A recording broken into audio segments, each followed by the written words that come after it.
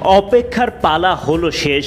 পাকিস্তান সফরের জন্য ঘোষণা করা হলো টাইগারদের চূড়ান্ত স্কোয়াড। সব সংশয় দূর করে সাকিব আল হাসান জায়গা পেলেন পাকিস্তান সফরের দলে। পেস লাইন আপে তারকাদের মেলা। লাল বলের বিরতি কাটিয়ে আবারও মাঠ মাতাবেন তাসকিন আহমেদ। সব মিলিয়ে কেমন হলো পাকিস্তান সফরে টাইগারদের স্কোয়াড, সেটাই দেখে নেওয়া যাক একে একে। টেস্ট চ্যাম্পিয়নশিপের অংশ হিসেবে পাকিস্তানের বিপক্ষে 2 ম্যাচের সিরিজ খেলবে বাংলাদেশ। আগামী সোমবার পাকিস্তান সফরে যাবে টাইগারদের বহর। সেই লক্ষ্যে 15 সদস্যের স্কোয়াড ঘোষণা করেছে টাইগারদের নির্বাচক প্যানেল। অধিনায়ক হিসেবে স্বাভাবিকভাবেই থাকছেন নাজমুল হোসেন শান্ত।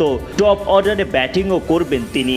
টপ অর্ডারে শান্তর সঙ্গী হিসেবে দেখা যাবে মাহমুদুল হাসান জয়, জাকির হাসান, সাদমান ইসলাম, মুমিনুল হকদের। এমপি পদবি চলে যাবার পর পাকিস্তান সফরে সাকিব খেলবেন কিনা সেটা নিয়ে ছিল সংশয়, তবে শেষ পর্যন্ত তিনিও আছেন এই দলে।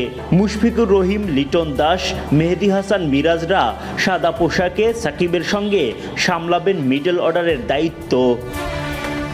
সাকিব মিরাজ বাদেও দলে আছেন আরও 2 জন বিশেষজ্ঞ স্পিনার, তাইজুল ইসলাম ও নাইম হাসান। আর পেস বোলিং লাইন আপে জায়গা পেয়েছেন 5 জন তারকা। তারা হলেন নাহিদ রানা, শরীফুল ইসলাম, হাসান মাহমুদ, তাসকিন আহমেদ ও সৈয়দ খালেদ আহমেদ। সোমবার টাইগাররা পাকিস্তানের উদ্দেশ্যে উড়াল দেবেন।